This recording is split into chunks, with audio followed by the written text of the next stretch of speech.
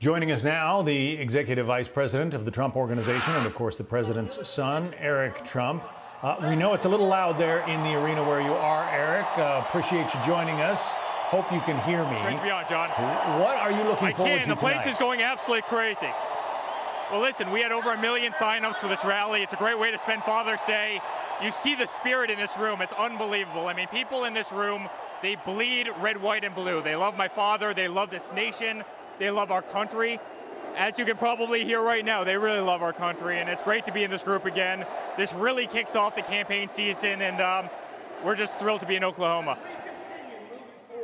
As you know, it's been a controversial kickoff. There are a lot of health experts saying it's too soon to be gathering people together in indoor facilities like this. This is going to be the largest indoor gathering in the country, really, since the whole COVID-19 thing began.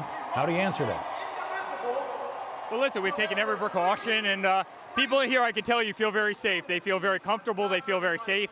We've done it the right way, but at some point you have to open back up our country, and people have made their individual choices to come, and people are obviously having a good time. And you know what, John, you need this spirit back in the country. This is what the country wants. This is actually a great example of where the country wants to go. They want this energy. They want the spirit. They want to get out of their house, and I can tell you, as you can probably hear right now on camera, people want to be here and they're having a great time. Interesting, the contrasts between, the riots and protests that have taken place in public, and some in the media don't seem to bat an eye about those crowds. But your campaign, your father's campaign, has taken a lot of heat over this particular rally. Yeah, well, thank you for saying that. It's true. They don't mind if there's a protest with thousands of people walking down Fifth Avenue in New York City. But as soon as you get a great group of people, friendly, innocent, nice people in here who want to come for a great cause, all of a sudden, because it's my father and it's because it's us and because it's a platform that they don't approve on, they all of a sudden go nuts. But you know what, John, there's a lot more love in this world than there is hate. That much I can tell you. And these people love this country and they love my father. And we're going to win again in 2020. You mark my word. We're going to win, and you see the energy. And we're going to win this thing again because there's a lot more love in this country than there is hate. Interesting that you bring that up right now. I'm talking about the polls. Polls obviously weren't right the last time around, but when you look at the latest polling, they don't look particularly strong for the Trump campaign. Last month, a little over a month ago, the numbers showed Joe Biden beating your father 48 to 40%. This is a Fox News poll. Now the spread has increased a little bit, 50 to 38%. It's the exact same game they played last time. The polls were wrong last time. They're going to be wrong again. I saw Biden in a room yesterday. He had 3 people there in these little yellow circles. All of a sudden, we had 1 million people sign up for this. Who do you think has more enthusiasm? A guy who can't draw 2 people? He doesn't know where he is, or what you see behind me. Listen, the polls are wrong, John. The polls are manipulated. The polls just aren't accurate.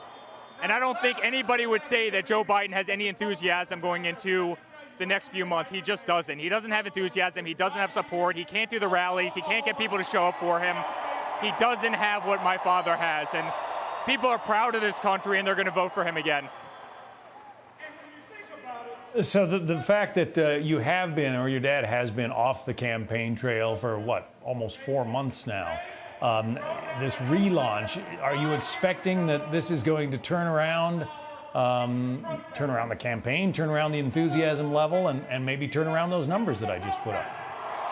I don't think there's anything to turn around. I think we're winning, and I think you can probably tell that we're winning from, again, the noise that you hear behind me. The polls are wrong. They're corrupt, frankly. They always oversample Democrats by 11, 12, 13%. They're national polls, which mean nothing, absolutely nothing, when you're really talking about 17 states that truly, truly make the difference in an election. They're wrong. And again, you see Biden, he cannot fill up a diner. He can't draw 3 people into auditorium. His campaign is keeping him in his basement. He can't get through a sentence without making some horrible gaffe, and it's just very different. And I'm telling you, they're going to be wrong. The media is going to double down. They always do this. They're clearly on the side of Joe Biden. They're clearly in the pockets of the Democrats. They're going to get it wrong again. They're going to be embarrassed again, and I can't wait for that day to happen. It is clear that there's an awful lot of excitement in that room, and I know a lot of, tens of thousands of people who wanted to be in there couldn't be in there tonight.